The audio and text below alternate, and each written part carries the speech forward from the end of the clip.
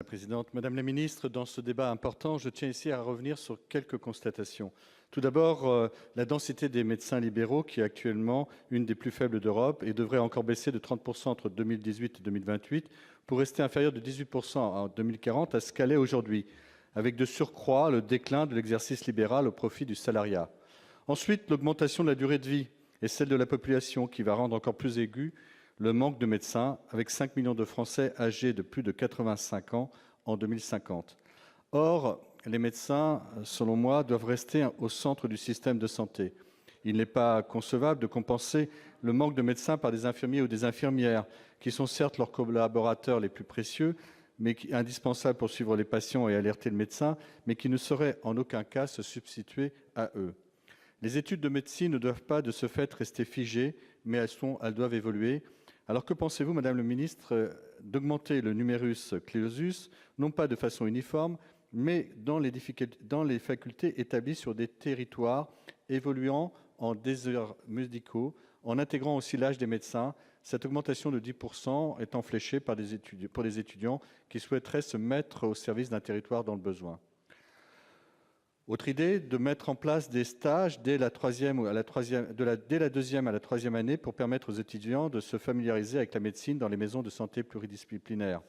Ou encore d'augmenter la durée des stages, notamment en milieu rural, pendant la 4e et la 5e année en la portant à 10 semaines. Ou encore d'organiser le concours de l'internat par faculté, au lieu de le faire via une épreuve nationale classante et une spécialité de médecine générale plus importante. Ou encore d'augmenter le nombre de maîtres de stage, mieux valorisés et mieux rémunérés. Ou enfin d'instaurer la possibilité de médecins salariés de médecine générale travaillant en clinique ou à l'hôpital à temps partiel et en maison de santé pluridisciplinaire. Voilà quelques suggestions, entre autres, pour l'amélioration des études de médecine que nous voulions vous faire au titre du groupe des indépendants. Merci, chers collègues. La parole est à Madame la ministre. Oui, Madame la Présidente, Monsieur le Sénateur, j'ai répondu déjà, je pense, à beaucoup des propositions que vous faites et beaucoup sont déjà dans le plan d'accès aux soins.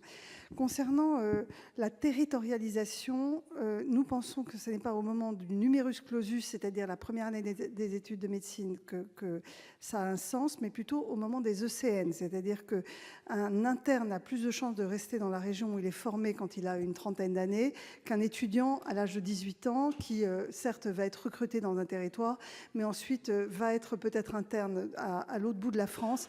Et donc, il est plus important de territorialiser et favoriser l'installation des internes dans le territoire où ils sont formés. Donc, il y a un ECN interrégional qui est une hypothèse de travail, mais qui ne dispense pas d'une réflexion sur l'accompagnement tout au long des études vers des projets dans des territoires. C'est ce dont j'ai parlé tout à l'heure. Mais ça n'est pas... Les études le montrent, en fait, les médecins ne retournent pas à l'endroit où ils ont passé la PACES, mais ils ont plutôt tendance à s'installer dans le lieu où ils se sont formés en tant qu'internes, et c'est donc l'ECN qui permet la régionalisation. Je vous remercie.